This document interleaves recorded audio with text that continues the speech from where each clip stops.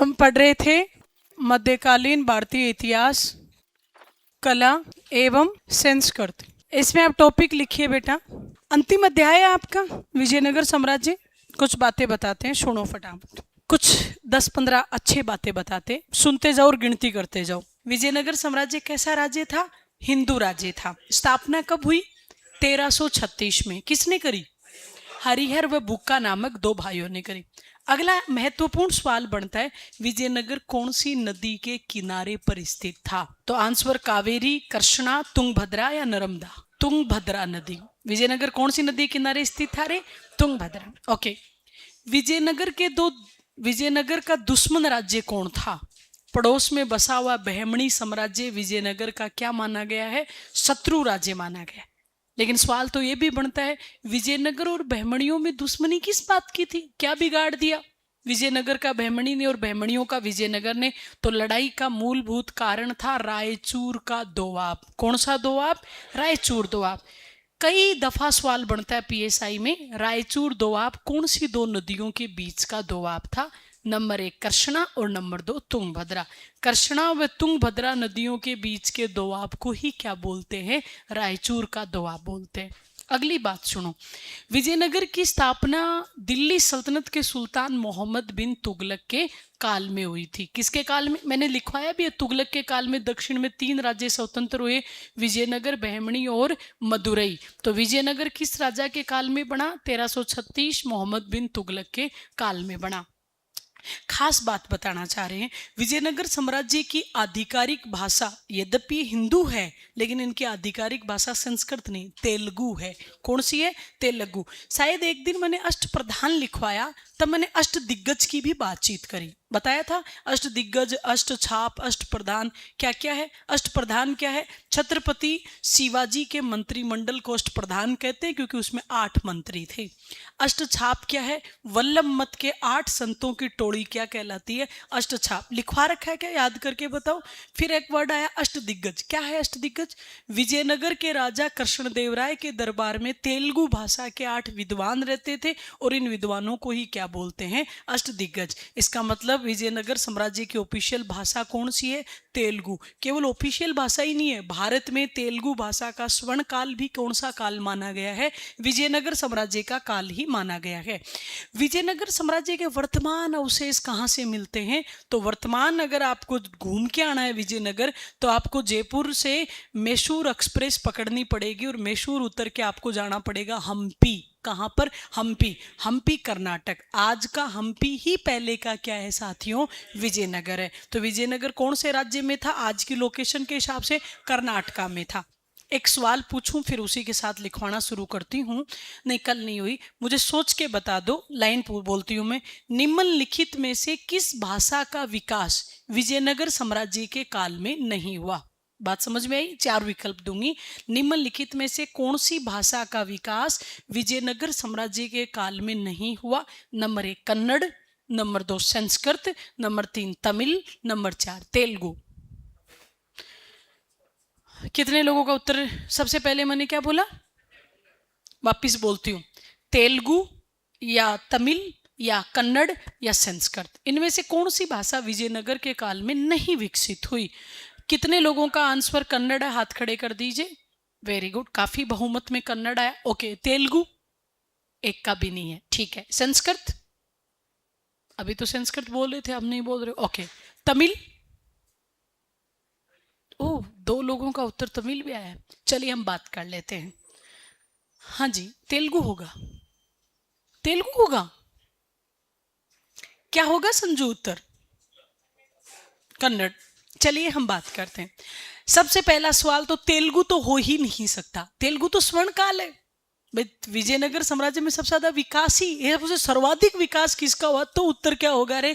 तेलुगु। उत्तर तेलुगु नहीं हो। फिर दूसरा सोचो, ये कॉमन सेंस का और माइंड ऑफ प्रेजेंस का सवाल था। पूरी क्लास में 2 ही बच्चे पास हैं, ऑल क्लास फेल। कारण सुनो, दूसरी भाषा क्या बोली मैंने बोली बेटा कौन सी? कन्नड़। आप सोच के देखो, मैंने साथ में क्या भी बोला, विजयनगर के वर्तमान अवशेष हम्पी कर्नाटका से मिलते हैं, तो कर्नाटक उनका मूल पैदाइश स्थल है। तो बेटा वो तो उनकी लोकल भाषा है ना, कन्नड़ तो कम ही आए। पर ऐसा नहीं हो सकता कि भाई राजस्थान में हम सब क्लासों में हिंदी बोलते हैं तो क्या हमें हमारी मारवाड़ी, ढूंढाड़ी, शेखावाटी, बांगड़ी नहीं आती क्या? आती है ना। तो उन लोगों को कन्नड़ तो आती थी, क्योंकि कन्नड़ तो उनका मूल प्रदेश है, तो कन्नड़ उनका पैदाइश भूमि है, तो कन्नड़ उन सबको आती थी। तो कन्नड़ का विकास तो हुआ है उनके काल में। उत्तर गलत हो गया कन्नड़। सबसे पहले छोरे ने उत्तर दिया और भेड़ चाल पूरी क्लास कन्नड़ हो गई। फिर उत्तर आया कौन सा जी? संस्कृत। कॉमन सेंस की बात, अगर हिंदू राज्य बोल दिया तो चाहे गोल्डन पीरियड कोई सी भी भाषा का हो, 10% ही विकास हो, लेकिन ऐसा हो ना सकता कि उस काल में संस्कृत का विकास ना हुआ हो। भाई कोई भी राजा हिंदू है तो मंत्रों का उच्चारण तो वो संस्कृत में ही करवाएगा ना, तो संस्कृत का विकास तो ऑटोमेटिक ही हो गया। किस भाषा का विकास विजयनगर के काल में नहीं हुआ? Answer is Tamil. तमिल अलग क्षेत्र है। चेर, चोल, पांडे वंश की भाषा तमिल थी। विजयनगर के काल में तमिल का 0% क्या है जी? विकास है। तो कौन सी 3 भाषाओं का विकास विजयनगर साम्राज्य में हुआ? सर्वाधिक तेलुगु, नंबर 2 पे संस्कृत, नंबर 3 पे कन्नड़। और हुआ किसका नहीं? तमिल का। बोलो क्लियर हुई? अगली बात और सुनो। ये दोनों भाई जो हैं हरिहर और बुक्का, ये दक्षिण में एक राज्य था वारंगल, तेलंगाना आज की भाषा में। मैंने आपको अलाउद्दीन खलजी में लिखवाया वारंगल का काकतीय वंश। 4 वंश पढ़ाए थे, दक्षिण के देवगिरी का यादव वंश, वारंगल का काकतीय वंश, द्वार समुद्र का होसाल वंश और मदुरै का पांडे वंश। कहते हैं ये दोनों भाई वारंगल के राजा प्रताप रुद्रदेव के सामंत थे। प्रताप रुद्रदेव के खिलाफ 1300 लगभग 8-9 में अलाउद्दीन खलजी ने अपना सेनापति भेजा मलिक काफूर। और याद करो वारंगल का राजा था प्रताप रुद्रदेव, इतना डरपोक राजा कि युद्ध करने से पहले अपनी सोने की मूर्ति बनवाकर उसको सोने की जंजीरों से जकड़वाकर मलिक काफूर को दे दी, और साथ में क्या भी दे दिया रे? विश्व प्रसिद्ध कोहिनूर हीरा। ये जब घटना हुई यानी वारंगल ने सरेंडर कर दिया, तो वहां के दोनों सामंत भाइयों को बहुत दुख हुआ अंदर से कि हम किसी को भी कोई भी हमसे पूछता है भाई कहाँ के रहने वाले हो, तो हम किसी को भी बोलते हैं ना वारंगल, तो खुद से ही घृणा आती है, ऐसे हे फील होता है कि यार तुम इतने घटिया राज्य के हो रहे कि राजा लड़ना तो अलग बात है, पहले ही उसकी हालत खराब हो रही थी। तो उनको बहुत दुख हुआ, हम ऐसे राज्य में नहीं रह सकते जहाँ का राजा इतना कमजोर हो। दोनों भाइयों ने वारंगल की अपनी पूरी संपत्ति बेची और बेचकर मध्य प्रदेश की जगह काम्पिले नगरी, वहां आकर दोनों भाई क्या हो गए जी? बस गए। तो देखो जिंदगी तेलंगाना से शुरू हुई, कहाँ ले आए, फिर दोनों भाई कहाँ आ गए? मध्य प्रदेश आ गए। चलिए अगली बात सुनो। मध्य प्रदेश में उस समय काम्पिले नगरी के राजा थे मलिक मोहम्मद। दोनों भाई मलिक मोहम्मद की सेना में क्या हो गए जी? भर्ती हो गए। वहीं रहते हैं और अपनी काबिलियत और अपने सैनिक प्रशिक्षण को लगातार जीवन में बढ़ाया, और देखते देखते दोनों भाई सेना में अच्छी पोजीशन पर भी चले गए। दोनों भाई एक दूसरे की ताकत बताए जाते हैं। हरिहर और बुक्का में उम्र में तो 10-12 साल का अंतर है बेटा, लेकिन दोनों भाई एक दूसरे की ताकत इस रूप में थे कि एक भाई जैसे सामने खड़ा हुआ, दूसरा भाई पीठ लगा के पीछे खड़ा होता है, और फिर दोनों भाई चक्री बना के क्या करते थे? यूं युद्ध करते थे, ताकि ना तो सामने से कोई उनको मार सके या पीछे से भी कोई हमला नहीं कर सकता, क्योंकि आगे भी एक भाई दोनों हाथों में तलवार, पीछे भी दोनों हाथों में तलवार, तो किधर से भी उन पे क्या नहीं हो सकता? हमला नहीं हो सकता। और वो 10-10 पर क्या पड़ते थे रे? भारी पड़ते थे, एकजुट होके युद्ध किया करते थे। कहते साल 1336 की बात थी और राजा थे मोहम्मद बिन तुगलक। मोहम्मद बिन तुगलक की सब योजनाएं क्या हो रही थी? बापड़े की फ्लॉप हो रही थी। 5 बड़ी योजनाएं सबकी सब फ्लॉप है कि नहीं? एक दिन मोहम्मद बिन तुगलक ने दीवाने खास की मीटिंग बुला के पूछा, आखिर दिक्कत क्या है? मैं जो बनाता हूं सब फ्लॉप क्यों हो जाती है? कोई बताओ। लेकिन डर के मारे कोई बोले भी नहीं। सबको लगता है साहब इसमें पागलपन का कुछ अंश मौजूद है, कहीं निपटा ना दे हमें। कोई नहीं बोल रहा। राजा ने पूछ ही लिया। आखिर एक व्यक्ति था जिसका नाम था बहाउद्दीन गुरसस्प। उसको पूछा, बड़ा सूबेदार था। हाँ गुरसस्प, क्या लगता है मेरी योजनाओं में क्या कमी है? श्रीमान आप बुरा नहीं मानो तो बता दूं। हाँ बता दे। श्रीमान मुझे तो लगता है आप ही सापी, तो आप जो कुछ करते हो उल्टा होता है। और भाई साहब राजा का हो गया दिमाग खराब। राजा ने कहा मेरे को शापित बोला, मार दो इसको।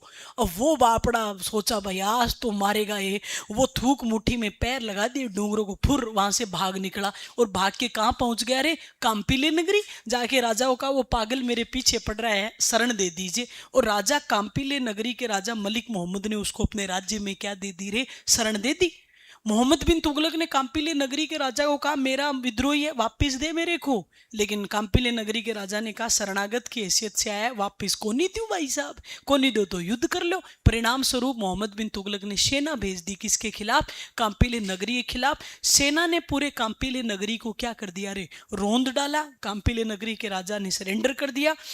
कहते हैं युद्ध के बाद में, ऐसे नहीं युद्ध लड़ा, लास्ट तक उसको बचाने की कोशिश करी, नहीं बचा पाया तो ठीक है भाई ले जाओ, मेरे बस की बात नहीं। दिल्ली सल्तनत की सेना ने बहाउद्दीन गरशवस को पकड़ के वहीं क्या कर दी जी, मृत्युदंड की सजा दे दी। लेकिन दिल्ली सल्तनत के सेनापतियों ने देखा यार दो भाई खतरनाक, मतलब वो नहीं जानते दो भाई है कि यार ये दो सैनिक है जो भयंकर तरीके से युद्ध लड़ रहे हैं, अगर ये हमारी दिल्ली सल्तनत को मिल जाए तो क्या पता मोहम्मद बिन तुगलक की कोई योजना ही क्या हो जाए रे, सफल हो जाए। कहते हैं दोनों भाइयों को क्या बना लिया गया रे, बंदी बना लिया गया। और बंदी बना के कहाँ ले आए, दिल्ली ले आए। कहानी याद रखते जाओ, सवाल बनते चले जाएंगे। दोनों भाइयों को दिल्ली लाकर मोहम्मद बिन तुगलक ने दो विकल्प दिए, मृत्यु या इस्लाम। अब देखो मृत्यु होता तो खत्म ही बात थी, उन दोनों को लगा जान है तो जहान है, क्या फर्क पड़ता है, इस्लाम बने रहेंगे, जिंदगी तो बचेगी। इस राजा को समझाने का मतलब है नहीं कि साहब हिंदू हम हैं, हिंदू रहना जरूरी क्यों है। उन्होंने कहा नाराज क्यों होते हैं, मुसलमान बन जाते हैं। और दोनों भाई दिल्ली सल्तनत में क्या बन गए रे, मुसलमान, हरियर खां और बुक्का खां हो गए भाई साहब दोनों। तो देखो जिंदगी कहां से कहां वापड़ों को लाती लाती दिल्ली ले आई। अब दिल्ली में बन तो गए मुसलमान, लेकिन इस्लाम जन्मजात तो धर्म था नहीं उनका, उनको इस्लाम की कोई मान्यता क्या नहीं हो रही जी, समझ नहीं बैठ रही। भाई इस्लाम में लोग क्या करें जी, इबादत करें, उनकी फीलिंग ही नहीं आई उनको। वो जैसे ही आंख बंद करके बैठे चारों तरफ ढूंढे, यार भगवान तो है ही नहीं, इबादत किसकी करवा रहे हैं, उनके वो माथे के ऊपर से जा रहे। रमजान के पवित्र महीने में सब रोजा रखे, उनके पेट में बिलाया कूदे के साहब, एक एक महीने थोड़ी बुखारा आ जाता है, अपने से तो पार नहीं पड़ रही। तो भाई साहब थोड़े दिन तो उन्होंने बेचारों ने मशक्कत करी, लेकिन एटलीस्ट उनको लगा कि यार ये तो मामला खराब हो गया, कुछ ही नहीं समझ में आ रहा। अंततः उनको लगा यार अब करें तो करें क्या, भाग भी जाएं तो भी जाएं कहाँ, क्योंकि जब मुसलमान कोई बन जाता है तो हिंदू धर्म के लोग तो उसको जात बाहरी कर देते हैं ना, कि हिंदू से इसका कोई वास्ता नहीं। अब उनको याद आया जहां पर हम पैदा हुए थे तेलंगाना के तुंगभद्रा नदी के किनारे, वहां एक गुरु की कुटिया थी, क्या पता वो गुरु ही हमें बचा ले। दोनों भाई ने गुरु को क्या भिजवाया, अपना दूत भिजवाया। उस महान गुरु का नाम था माधव विद्यारण्य। क्या नाम था रे, माधव विद्यारण्य। हे गुरुवर पूरी कहानी सुना दी, हमारी नियति हमें तेलंगाना से काम्पिली और काम्पिली से दिल्ली ले आई, आज हम मुसलमान हैं, क्या कोई तरीका है जो हम हिंदू बन जाएं।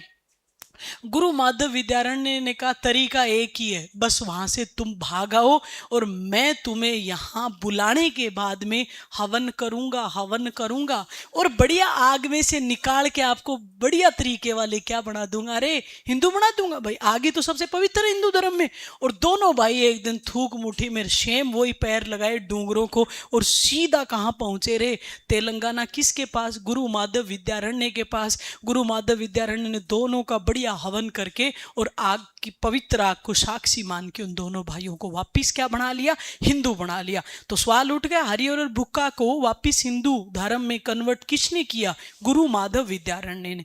गुरु माधव विद्यारण्य ने हिंदू बनाने के बाद में उन दोनों भाइयों की शक्ल देख के कहा तुम्हारे भाग्य में राजयोग लिखा है, जाओ राज्य बसाओ। और दोनों भाई गए गुरु से आशीर्वाद लेके और तुंगभद्रा नदी के किनारे पर एक राज्य बसाया अपने गुरु के नाम पर, जिसका नाम था विद्यानगर। क्या नाम था रे, विद्यानगर। और गुरु को बुलाया, गुरु आप ही पहली ईंट रखो इस राज्य की। गुरु गए, गुरु ने ईंट तो रखी, लेकिन गुरु ने कहा नहीं बेटा, इसका नाम मेरे नाम पर मत रखो, ये तुम्हारी विजय का दिन है, तुम्हारा वापस हिंदू धर्म में आना और अपनी ज़मीन पर आना बड़ी फतेह की बात है, विजय की बात है। इसलिए मैं चाहता हूँ, मेरी खुशी इस बात में है, आप विद्या को क्या कर दो जी, विजय कर दो। और इस प्रकार विद्यानगर क्या हो गया जी, विजयनगर। बोलो क्लियर है? तो जहाँ से वो शुरू हुए वापस कहाँ पहुँच गए रे, वहीं पहुँच गए। इन्होंने, इन दोनों भाइयों ने अपने वंश का नाम अपने पिता के नाम पर रखा। इनके पिता का नाम था संगम सिंह, तो वंश का नाम क्या रखा, संगम वंश। विजयनगर साम्राज्य की कितनी राजधानियां रही, 4। पहली राजधानी अनेगोंडा, दूसरी राजधानी, वो अनागोंडा होता है अजगर, अनेगोंडा, फिर विजयनगर, फिर बेनुगोंडा, और लास्ट राजधानी क्या थी रे, चंद्रगिरी। क्रमशः राजधानियां बोलो, अनेगोंडा, विजयनगर, बेनुगोंडा, और लास्ट राजधानी क्या थी, चंद्रगिरी। चंद्रगिरी। अगली बात और सुनो, विजयनगर साम्राज्य की मुद्रा का नाम क्या था? विजयनगर साम्राज्य के सिक्के का नाम था पेराडो। क्या नाम था रे, पेराडो, जिसको वराह मुद्रा भी बोलते। किस धातु का सिक्का था, सोने का। जल्दी से बताओ, मराठों की मुद्रा का नाम क्या था? मराठा साम्राज्य की मुद्रा का नाम बता दीजिए। लिखाया मैंने, बता, देख के बता। मराठा साम्राज्य की मुद्रा का नाम क्या था? छत्रपति शिवाजी के कितनी कितनी राशि वाले 23 किले मुगलों को जाएंगे। हूण, अरे 4 लाख हूण वाले 23 मराठा किले मुगलों को प्राप्त होंगे कि नहीं? तो हूण क्या है, मराठों की मुद्रा का नाम है। तो मराठा साम्राज्य की मुद्रा का नाम हूण था। विजयनगर सिक्के, विजयनगर साम्राज्य के सिक्के का नाम क्या था रे, अभी बताया ना, पेराडो। पेराडो का दूसरा नाम क्या है, वराह मुद्रा। मतलब पूरे विजयनगर में सबसे ज्यादा खास बिंदु है, इसको विशेष ध्यान रख लेना। विजयनगर साम्राज्य के काल में यात्रा करने वाले विदेशी लेखक, मेरे साथ ही बना लो, मैं समझाते चल रही हूँ, लिखाते चल रही हूँ। एक तरफ क्रम संख्या, एक तरफ यात्री, संबंधित राजा, और ये भी याद रखना वो आदमी आया कहाँ से था, निवासी कहाँ का था।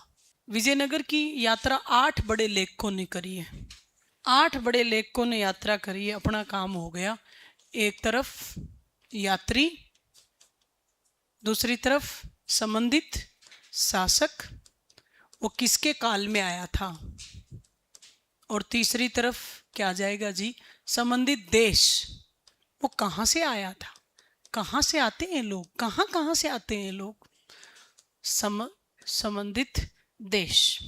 हाँ जी, विजयनगर की सबसे पहले यात्रा किसने करी रे, पता ही है। सबसे पहले यात्रा पग में है जूता, बोले तो Ibn Battuta, Niccolo Conti, Niccolo कॉन्टी,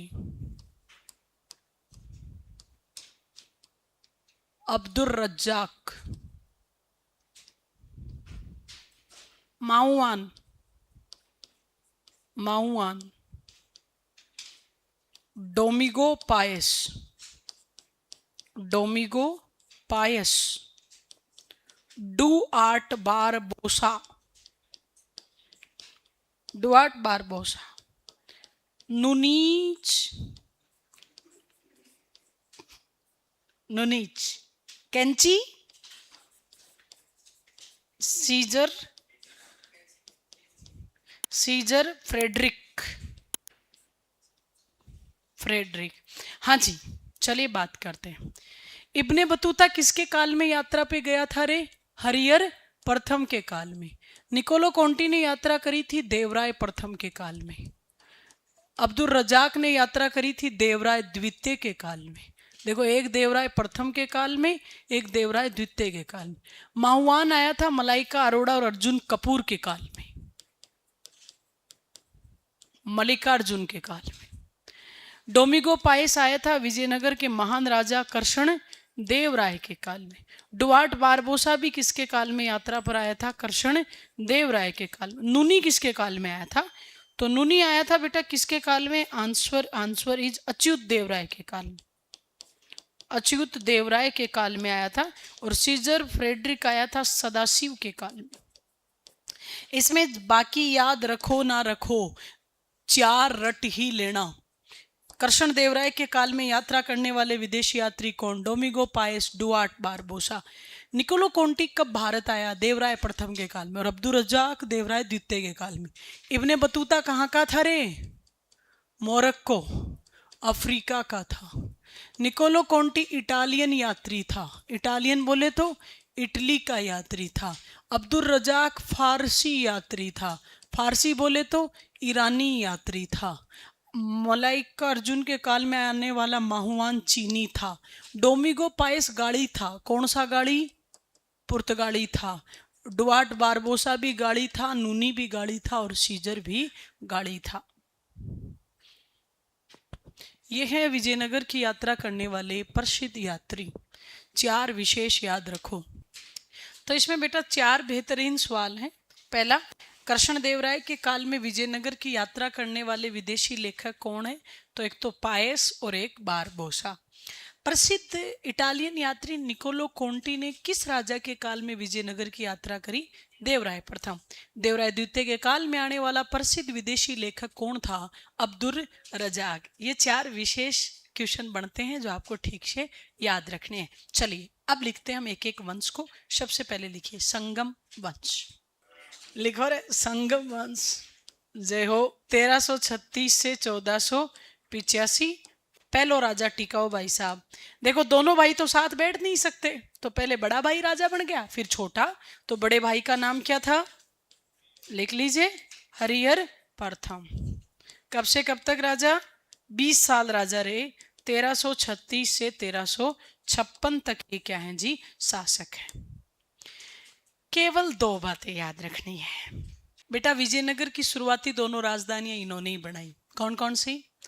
तो पहली राजधानी अनेगोंडी इन्होंने बनाई। अनेगोंडी बेटा कर्नाटक के सबसे लास्ट छोर पे है, फिर नीचे तमिलनाडु है। तो उसे क्या है कि राज्य में दूरी दिख रही थी, तो इन्होंने फिर थोड़े दिन बाद में चेंज करके वापस राजधानी क्या बना ली जी? विजयनगर ही बना ली। बस सवाल ही खत्म हो गया। ये संस्थापक है, बताने की जरूरत नहीं। इनके काल में ही कौन व्यक्ति इनके घूमने गया था? तो इब्ने बतूता गया था। क्या मैं ये कह सकती हूँ हरिहर प्रथम संगम वंश का ही नहीं अपितु विजयनगर साम्राज्य का भी संस्थापक था? बस, तो कुछ बात ही नहीं। लिख लीजिए लाइन, लिखिए संगम वंश व विजयनगर साम्राज्य का संस्थापक। संगम वंश व विजयनगर साम्राज्य का संस्थापक। विजयनगर साम्राज्य की प्रथम एवं द्वितीय राजधानी अनेगोंडी तथा विजयनगर इन्होंने ही बनाई। विजयनगर साम्राज्य की प्रथम एवं द्वितीय राजधानी अनेगोंडी तथा विजयनगर इन्होंने ही बनाई। राजा लिखिए बुक्का। अपने बड़े भाई से भी 1 साल ज्यादा समय तक राज किया है। किसने? बुक्का ने। मैंने जब आपको बाबर पढ़ाया तब मैंने ये बताया बेटा बाबर भारत में तोपखाना लेके आया। मैंने वहां पे एक बात का जिक्र जरूर किया होगा, बाबर आधुनिक तोपखाने का जनक है, बारूद का नहीं। भारत को बारूद की जानकारी उससे भी पहले से है। भारत देश में बारूद का इस्तेमाल करने वाला पहला राजा कौन है रे? बुक्का है। कहते हैं बुक्का के काल में ही रायचूर दोआब को लेके विजयनगर और बहमणी की क्या शुरू हुई जी? लड़ाई शुरू हुई। तो रायचूर दोआब का संघर्ष किस राजा के काल में शुरू हुआ था? तो बुक्का के काल में। बहमणी सुल्तान था मोहम्मद शाह और इधर थे बुक्का। युद्ध हुआ रायचूर का युद्ध 1367 में, जिसमें बुक्का विजयी हो गए, क्योंकि पहली बार बुक्का ने बहमणियों के खिलाफ क्या काम में ली थी जी? बारूद काम में ली। तो भारत में बारूद का जनक कौन है? बुक्का है। बाबर क्या है? आधुनिक तोपखाने का जनक है। बुक्का ने वेद मार्ग प्रतिष्ठापक की उपाधि ली। आप अपनी जेब में यही वाला क्वेश्चन डाल के ले जाओ, इस समय एग्जामिनर यही बना रहा है। वेद मार्ग प्रतिष्ठापक, वेदों के मार्ग को स्थापित करने वाला किसे कहा जाता है? बुक्का को कहा जाता है। लास्ट बात और बताना चाह रहे हैं बेटा, बुक्का के काल में मदुरई दक्षिण में एक राज्य था जहां क्या हो गया जी? विद्रोह हो गया। विद्रोह के दमन के लिए बुक्का ने अपने बेटे को भेजा। बेटे का नाम था कंपन। कंपन ने बहुत ही आसानी से उस विद्रोह का क्या कर दिया जी? दमन कर दिया। कंपन की उपलब्धियों पर उनकी पत्नी, कंपन की घरवाली यानी बुक्का की बेटे की बहू, जिसका नाम था गंगा देवी, जिसने किताब लिखा जिसका नाम है मदुरे विजयम। बार बार सवाल आता है मदुरे विजयम नामक ग्रंथ किस भाषा का है, वह किसने लिखा है? मदुरे विजयम संस्कृत भाषा का ग्रंथ है, और बेटा उसको लिखने वाला कोई पुरुष नहीं बल्कि महिला। कौन है जी? गंगा देवी, वाइफ ऑफ कंपन। किसकी पत्नी है? कंपन। और कंपन बेटा किसका है रे? बुक्का का। बुक्का ने, अच्छा ये भी कह सकते हो कि जरा देखना, बुक्का को संगम वंश का सह संस्थापक और विजयनगर साम्राज्य का को फाउंडर कहा जा सकता है। कह सकते हैं क्या? बड़े भाई के साथ है ही ना संस्थापक सदस्य, लिखने की बात ही नहीं। बुक्का ने वेद मार्ग प्रतिष्ठापक की उपाधि ली। अगला राजा लिखो बेटा, हरिहर द्वितीय, तीसरा राजा आ गया। तो कौन है हरिहर द्वितीय, जानते हैं बेटा? हरिहर और बुक्का दो भाई थे। एक संगम सिंह के जवानी का प्रेम है और एक बुढ़ापे का प्रेम है भाई साहब। दोनों भाइयों में 10-15 साल का अंतर था। किसमें? हरिहर बुक्का में। तो एक जवानी में हुआ, एक बुढ़ापे में हुआ भाई साहब। हरिहर ने ब्याह नहीं किया कि मैं शादी कर लूंगा और मेरे खुद की औलाद हो जाएगी तो मेरे भाई के प्रति जो प्रेम है वो बट जाएगा, इसलिए मेरे लिए बुक्का ही पुत्र है और वही क्या है जी, भाई है। तो कितना महान भाई था भाई साहब। वो तो एक बड़ा समर्पण दिखा के गया कि इतना बड़ा विशाल साम्राज्य खड़ा किया, कोई उत्तराधिकारी नहीं। उत्तराधिकारी किसको बना दिया? अरे अपने भाई को ही बना दिया। तो भाई ने कहा भैया आपने नहीं किया तो मैं क्यों करूं, मैं भी नहीं करूंगा। लेकिन भाई ने डांट के फटकार दिया, तू भी नहीं करेगा तो दोनों भागे क्यों आज तक, फिर तुम्हारा वंश ही नहीं चलेगा, तेरा तो करेंगे मैं करूंगा।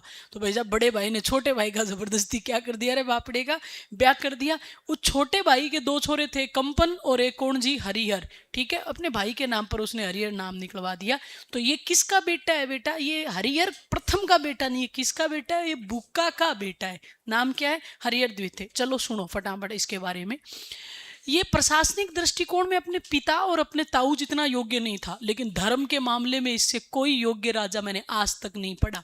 धर्म के मामले में इतना जटिल था। जैसे आप कहते हो ना औरंगजेब कट्टर सुन्नी मुसलमान था, यह भी एक कट्टर हिंदू सम्राट था। कितना कट्टर आप सोचना।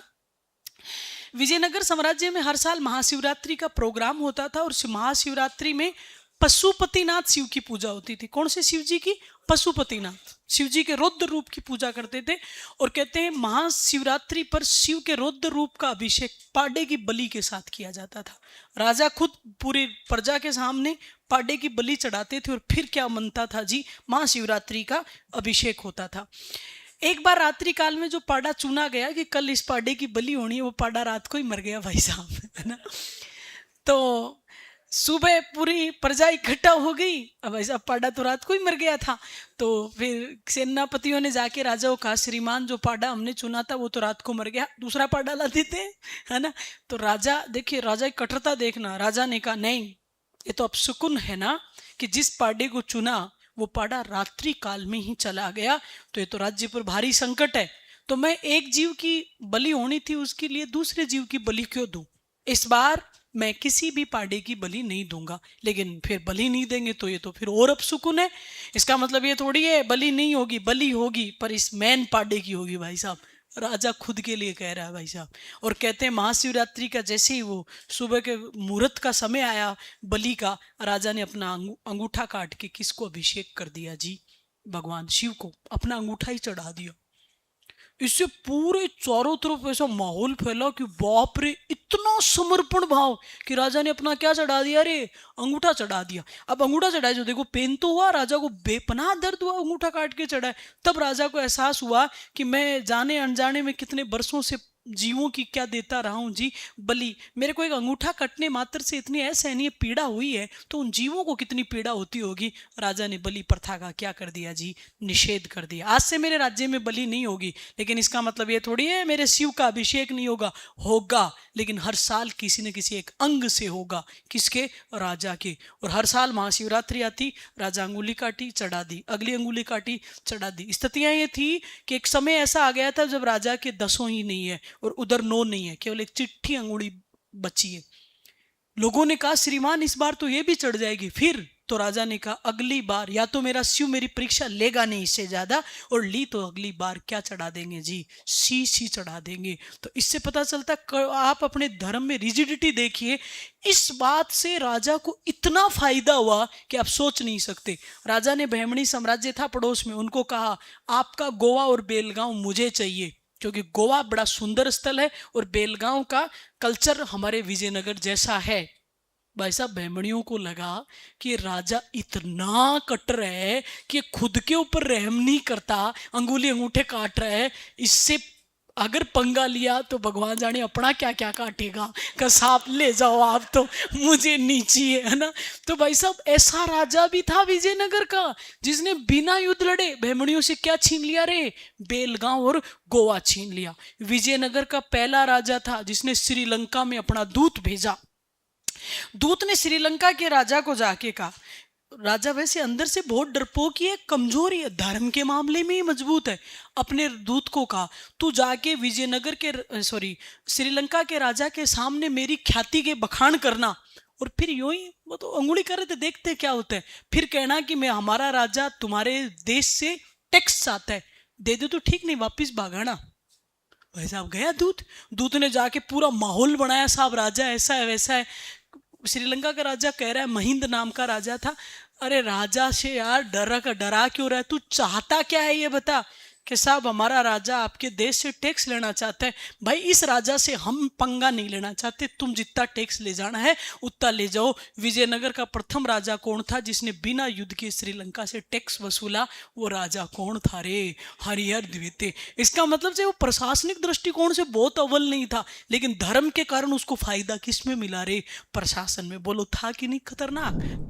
चौथा राजा आ रहा है, देवराय प्रथम, 1406 से लेकर 1422 तक। बेटा दो ही वंश हैं आपको ढंग से पढ़ने, संगम और तुलु, बाकी दो में कुछ है नहीं। विजयनगर में कुछ भी वर्ड नहीं छोड़ सकती, क्योंकि विजयनगर में कुछ भी पूछ सकता है और हर बार पूछ रहा है। पिछले 5 PSI और 5 RS भर्ती परीक्षाओं में हर बार सवाल है विजयनगर से। तो हो सकता है आज मेरे से कंप्लीट नहीं भी हो, क्योंकि मैं ऐसे बहुत सारी चीज़ें छोड़ जाऊँ और वही सवाल आए तो फिर दिक्कत हो। पूरा विजयनगर पढ़ा रहा है ही नहीं, बाकी आगे के एंशिएंट हिस्ट्री के चैप्टर हम शॉर्ट में पढ़ा देंगे आपको, पर विजयनगर के साथ रिस्क नहीं ले रहे। तो विजयनगर नहीं होगा आज, ईमानदारी की बात ही है ना। बेटा देवराय भी अपने पिता की तरह योग्य है और अपने पिता से संभवतः ज्यादा ही योग्य है, लेकिन दिक्कत क्या थी रे, इस बार बहमणी साम्राज्य का जो सुल्तान था वो विजयनगर से भी ज्यादा क्या था रे, योग्य था। लड़ाई ये नहीं है कि दो कमजोर या एक अच्छा आदमी लड़ रहा है, दोनों ही योग्य लड़ रहे हैं, लेकिन दो योग्य में भी एक तो योग्य होगा, वो जीतेगा ना। तो शायद ये बदकिस्मती रही देवराय प्रथम की, जब देवराय प्रथम राजा बने तो सामने बहमणी साम्राज्य का सबसे टॉप का राजा गद्दी पर बैठा। बहमणी सुल्तानों में एक ही योग्य राजा रहा, सूफी संतों में पढ़ाया था मैंने, जिसका नाम था ताजुद्दीन फिरोज शाह। गुलबर्गा दूरस्थ, लाइन याद आ रही है, वही ताजुद्दीन फिरोज शाह, बहुत योग्य राजा है। और वो समकालीन है किसके साथ, देवराय प्रथम के साथ।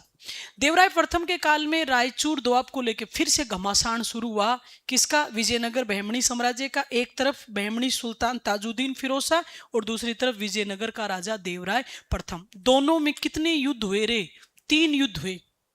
2 युद्ध अनिर्णायक रहे, तीसरा युद्ध निर्णायक था, जिसका नाम था सोनार की बेटी का युद्ध। क्या नाम था, सोनार की बेटी। वहां की एक मैदानी जमीन है बेटा दोआब, वहां पे बहुत ज्यादा क्या होता था, उत्पादन, इसलिए एक नाम पड़ गया कि ये तो सोना उपजाने वाली जमीन है, तो नाम क्या बोलते थे रे, सोनार की बेटी मैदान। तो सोनार की बेटी का युद्ध हुआ, जिसमें विजयनगर का राजा क्या हो गया रे, हार गया। तो पहला विजयनगर नरेश जो बहमणियों से हारा कौन है, देवराय प्रथम। अब हार गए तो कुछ तो देना पड़ेगा, कुछ नहीं बहुत कुछ देना पड़ेगा। हमें 3 चीजें देनी पड़ी बहमणियों को। सबसे पहले क्या, रायचूर का दोआब जाएगा ना, कौन ले गए, बहमणी ले गए। दूसरा, देवराय प्रथम को अपनी बेटी का विवाह किसके साथ करना पड़ा रे, ताजुद्दीन फिरोज शाह, किंग ऑफ बहमणी साम्राज्य। और तीसरा, अपनी बेटी के ब्याह में, भाई राजा मान लो कि बेइज्जती है राजा की, भाई छोरी देनी पड़ रही है अपनी दूसरे धर्म के राजा को, लेकिन राजा ने अपनी इज्जत बचाने के लिए अपनी बेटी को दहेज में क्या दिया रे, बांकापुर का जिला दिया। तो सोनार की बेटी के युद्ध में विजयनगर ने कितनी चीजें खो दी, 3, रायचूर का दोआब, देवराय प्रथम की बिटिया, और कौन सा जिला रे, बांकापुर का जिला खोया। टेंशन मत लीजिए, वापिस आएंगे, राजा आएगा कृष्ण देवराय, तीनों वापिस लेके आएगा। कृष्ण देवराय रायचूर वापिस लाएगा, कृष्ण देवराय बांकापुर वापिस लाएगा। और जब कृष्ण देवराय वहां गया तब तक तो देखो बुआ तो बूढ़ी मर गई थी, बापड़ी बूढ़ी बुआ तो बची नहीं थी, लेकिन बूढ़ी बुआ ने अपना धर्म हिंदू ही रखा। तो तो बूढ़ी बुआ का अंतिम संस्कार क्या हुआ जी? कब्र नहीं है, क्या है? शमशान है, दाह संस्कार हुआ। तो ऐसी कहानियां चलती हैं, कितनी सत्यता अलग बात है। कहते हैं कि कृष्णदेवराय ने वहां की भस्म उठाई अपनी बुआ की, बुआ लेने आया हूं, चल रही है। बुआ ने कहा मुझे तुंगभद्रा में बहा दे बेटा, मैं वापिस विजयनगर की होना चाहती हूँ। और फिर उसकी बूढ़ी बुआ की भस्म लेके आया कृष्णदेवराय। और ये सांकेतिक बात थी ये सिद्ध करने की, हमने जो खोया था वो वापिस पा लिया है। लेकिन खोया किसने? देवराय प्रथम ने। लास्ट बात बताएं, देवराय प्रथम ही वह आदमी जिसने तुंगभद्रा नदी पर क्या बनवाया? बांध बनवाया। आज भी वही बांध है तुंगभद्रा नदी पर। समय के अनुसार उसको क्या करते रहते हैं? रिकंस्ट्रक्शन होता रहता है। लेकिन तुंगभद्रा नदी का जो मूल बांध है उसका निर्माता कौन था? विजयनगर नरेश देवराय प्रथम। लास्ट बात, इनके दरबार में एक दरबारी लेखक रहता था, आरएस में आ गया पिछली से पिछली बार, जिसका नाम था श्रीनाथ। श्रीनाथ जी नहीं, आदमी का नाम है श्रीनाथ। तेलुगु भाषा के विद्वान थे जिन्होंने हर विलासन नामक क्या लिखा? ग्रंथ लिखा। विजयनगर में सवाल क्यों बनता है ये भी बताऊं। विजयनगर में कोई किताब संस्कृत में आ जाती है, अचानक से तेलुगु में आ जाती है, अचानक से कन्नड़ में, तो वहां इसलिए सवाल बनाता है क्योंकि बच्चों को कंफ्यूजन होता है, यार ये कौन सी भाषा का ग्रंथ है। अभी मैंने मधुरे विजयम संस्कृत का ग्रंथ लिखा है कि नहीं, अब श्रीनाथ की रचना आ रही है हरविलासन, कौन सी भाषा की रचना है? तेलुगु भाषा की रचना है। पांचवें राजा आ रहे हैं, देवराय द्वितीय। ये और भी टॉप का राजा है। कौन से नंबर के राजा है? पांचवें। बेटा आपको दो ही राजा रट के जाने हैं, एक तो राजा कृष्णदेवराय और एक राजा देवराय द्वितीय। वेरी इंपॉर्टेंट राजा, या तो कृष्णदेवराय से सवाल बनता है या फिर देवराय सेकंड से। चलिए रुक जाओ, आराम से 2-3 मिनट सुनो।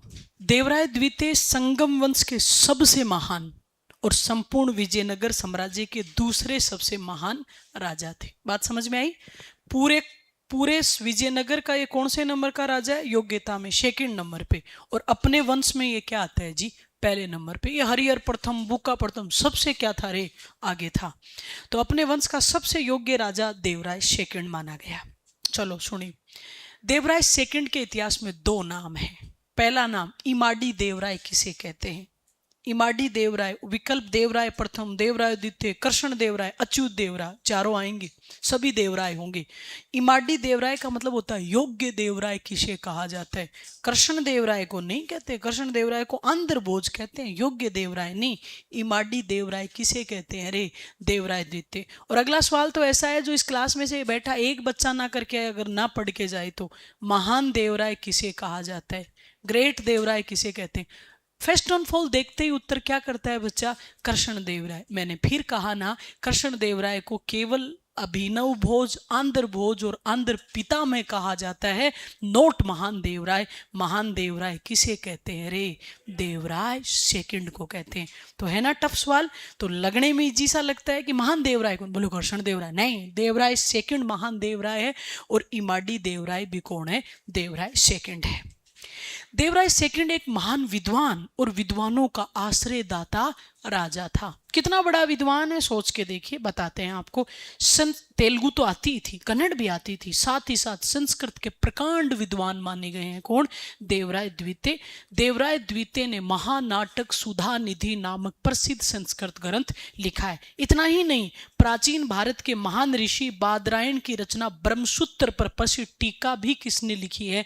देवराय द्वितीय ने लिखी है। तो 2 बड़ी उपलब्धि राजा की आई। राजा ने संस्कृत भाषा में महानाटक सुधा निधि नामक ग्रंथ लिखा और बादरायण की रचना ब्रह्मसूत्र पर क्या लिखी? टीका लिखी। अगली बात सुनो, राजा ने गज बेटकर नामक उपाधि ली। जैसे वेद मार्ग प्रतिष्ठापक कौन है? बुक्का है। गज बेटकर कौन? हाथियों का शिकारी कौन था? देवराय सेकंड था। देवराय द्वितीय के दरबार में 34 विद्वानों की टोली रहती थी। कितने विद्वान? कृष्ण देवराय के में तो 8 ही रहते थे, इनके दरबार में कितने विद्वान रहते थे? 34 विद्वानों की टोली रहती थी, सभी भाषाओं के विद्वान, जिनमें संस्कृत का सबसे टॉप विद्वान था लक्ष्मी नारायण, जिसने संगीत सर्वोदय ग्रंथ लिखा। कन्नड़ का सबसे टॉप विद्वान था सामरस, जिसने प्रभु लिंग लीला नामक ग्रंथ लिखा।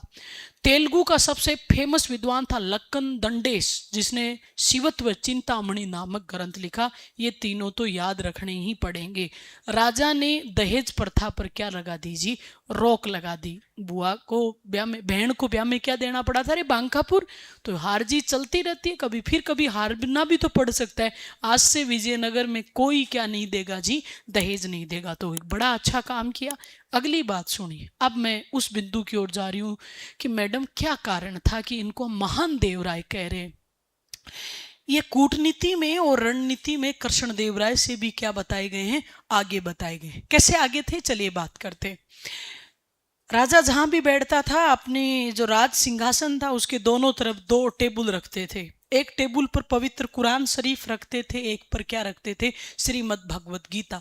जब भी राजा को सच्ची कसम खानी होती थी, मैं जो कुछ कहूँगा सच कहूँगा, सच के सिवा कुछ नहीं कहूँगा, गीता की कसम, और झूठी खानी थी तो इधर। क्योंकि राजा को लगता था जिस चीज को, जिस धर्म को, जिस देवता को मैं जानता नहीं, उसे मैं क्यों डरूं?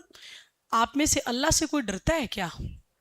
क्यों? क्योंकि हम अल्लाह को जानते नहीं बेटा, हमें नहीं पता उसमें कितनी, उनमें कितनी ताकत है, वो कितने पावरफुल है।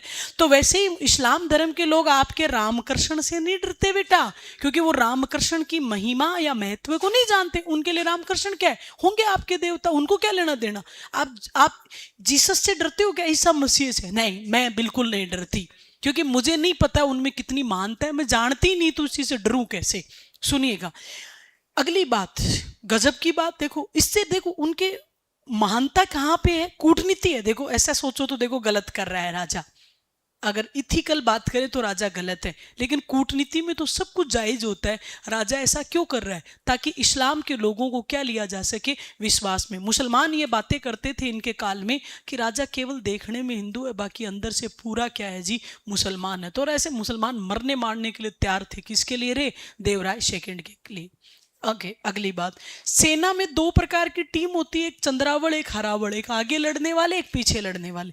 आगे की पूरी टीम मुसलमान सेनापतियों की, पीछे सब हिंदू। मुसलमानों को क्या लगता है? राजा हम पर ज्यादा विश्वास करता है। हिंदू तो कायर कौम है ना, इसलिए राजा को हमारी बहादुरी पर ज्यादा विश्वास है कि हम युद्ध जीत सकते हैं। और पीछे हिंदुओं कहते हैं क्यों मरना चाहते हो? जो आगे रहेगा मरेगा। आप समझ रहे हो? तो ये कूटनीति है ना बंदे की। कहते हैं ब्राह्मणियों के खिलाफ जब भी युद्ध की स्थिति बनी, सदैव मुस्लिम सेना को भेजी।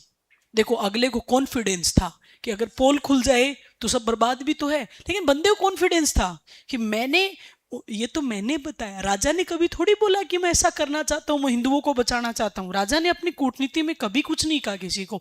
ये तो आज के इतिहासकारों की व्याख्याएं हैं। तो हमेशा मुस्लिम सेना को भेजा। वहां की मुस्लिम प्रजा अपने राजा से बेपनाह मोहब्बत करती है। कृष्णदेव इसे विजयनगर की सेना, विजयनगर की मुस्लिम सेना ब्राह्मणी सेना को कहती थी तुम्हारा कैसा गंदा राजा है रे, मुसलमान होके तुम्हारा किसी चीज का ध्यान नहीं रखता, और हमारे राजा पर हम फक्र महसूस करते हैं। अल्लाह दा नेक बंदा है, वो हमारे लिए जीता, हमारे लिए मरता है। और जैसे ही ब्राह्मणियों को पता चलता है, ब्राह्मणियों के मुस्लिम सैनिक विद्रोह करके किस में मिल जाते जी? विजयनगर की सेना में। कि देखो इतना बढ़िया राजा है, हिंदू होके भी। तो भाई साहब जितनी बार विद्रोह करवाए ब्राह्मणियों के खिलाफ, ब्राह्मणियों ने विद्रोह अपने ही लोगों के खिलाफ करके किसका साथ दिया रे? विजयनगर का।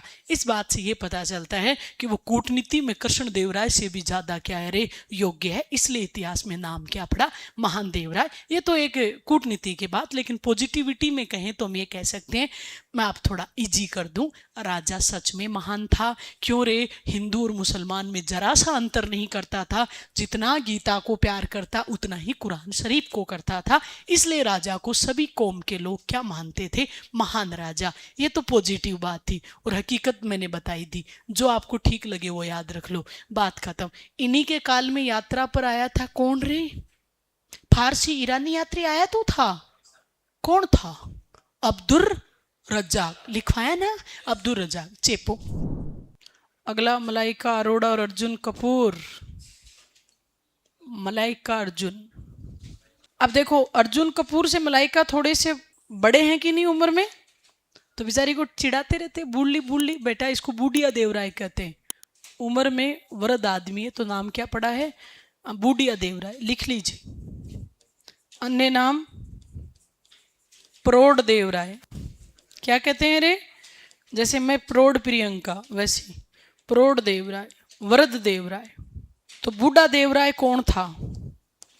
देवराय, बूढ़ा Devaraya, Mallikarjun. Okay, last line. इनके काल में चीनी यात्री कौन आया था रे? माहुआन ने यात्रा की। इनके काल में कौन आया था? चीनी, लिखवा रखा है क्या? चीनी यात्री माहुआन ने यात्रा की। अगला राजा लिखो, विरूपाक्ष द्वितीय। तो कौन बताने वाला है? विरूपाक्ष प्रथम कौन है? इस नाम का तो कोई राजा पढ़ा ही नहीं, कोई तो होगा तभी तो इसको विरूपाक्ष द्वितीय कह रहे हैं। हरिहर द्वितीय, बहुत सुंदर, नोट डाल के लिख दो। विरूपाक्ष प्रथम हरिहर द्वितीय को कहते हैं। विरूपाक्ष प्रथम, वो अपने आप को भगवान शिव का वंशज विरूपाक्ष कहता था। अब देखो टाइम देखना, देखे 1485। बोलो क्या दिमाग में सेट हुई बात? बेटा संगम वंश का टाइम देखो जरा, 1336 से 1485। तो क्या मैं कह सकती हूं यह संगम वंश का अंतिम राजा था? बोलो था कि नहीं? लिख लीजिए, संगम वंश का अंतिम शासक, संगम वंश का अंतिम शासक। Next line. राजा की हत्या, लास्ट राजधानी थी ना चंद्रगिरी, वहां का आदमी था। राजा की हत्या चंद्रगिरी के सामंत नरसिंह सालू ने करके नवीन, अब राजा की हत्या सामंत कर देगा, नया वंश बनेगा तो बदल जाएगा ना वंश। तो राजा की हत्या चंद्रगिरी के सामंत नरसिंह सालू ने करके नवीन वंश की स्थापना की। बोलो क्या कहते हैं उस नए वंश को? सालू वंश। राजा की हत्या चंद्रगिरी के सामंत नरसिंह सालू ने करके नवीन वंश की स्थापना की, जिसे सालू वंश कहा जाता है। हेडिंग डाल के छोड़ दो, सालू वंश। तो आपने भी पूरा अपनी तरफ से बेस्ट लिखा, थैंक यू सो मच। खूब सारी पीपीटी हुई, मैंने भी मेरी तरफ से 100% देने की कोशिश की, फिर भी हम नहीं कर पाए आज, उसके लिए क्षमा प्रार्थी हैं। कल फिर आपसे मुलाकात करेंगे सेम टाइम पे। कल साथ में आप एंसेंट हिस्ट्री की भी कॉपी लेके आना, हो सकता है पहले हो जाए तो हम एंसेंट शुरू कर देंगे तुरंत ही। तो 100-150 पन्नों की एंसेंट हिस्ट्री की कॉपी लगा लो। चलिए साहब, थैंक यू।